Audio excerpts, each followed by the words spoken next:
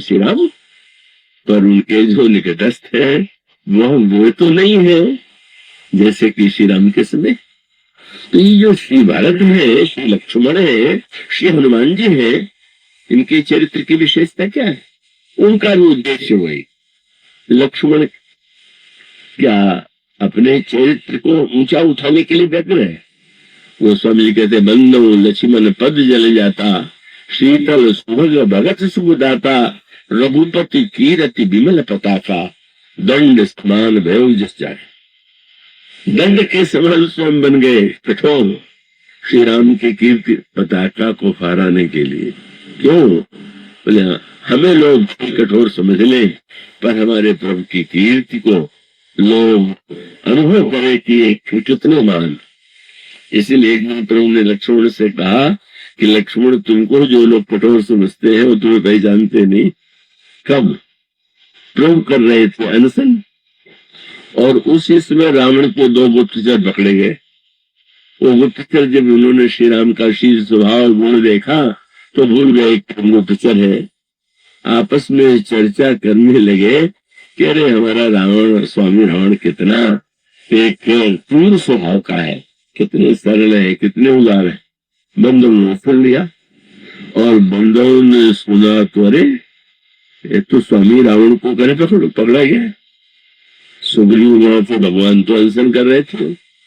सुग्रीव ने कहा बदला लेने का अवसर है।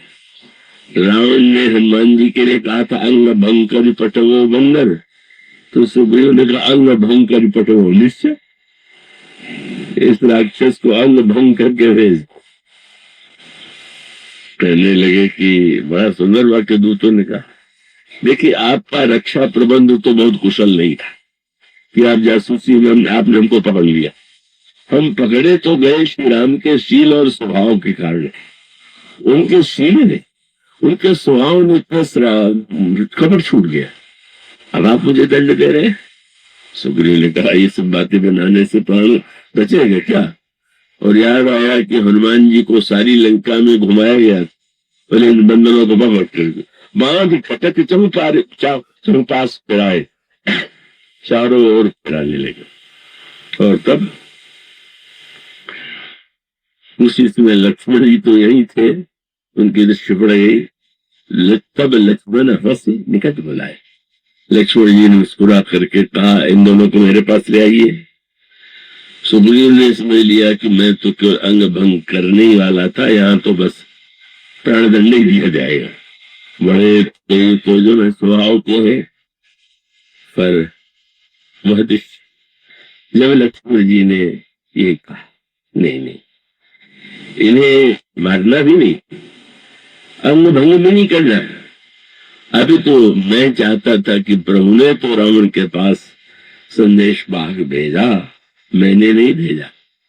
मैं एक पत्र लिखूंगा और ये पत्र लेकर के यही दोनों जाएंगे, मेरे दूत बन के जाएंगे, प्रभु के दूत बन करके जाएंगे।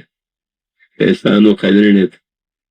और प्रभु के दूत ने जो काम नहीं किया वो लक्ष्मण जी के दूत ने किया।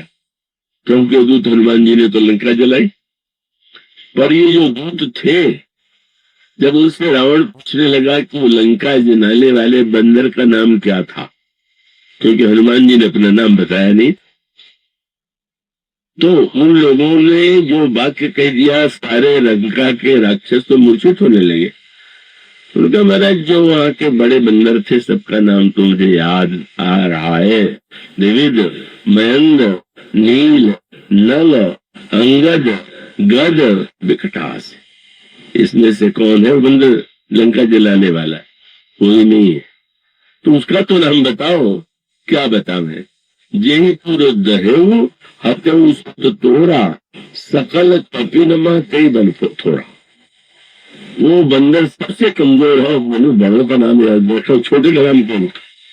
राक्षस कांपने लगे जब छोटे ने ये दशा किया, तो बड़े होंगे तो क्या होगा?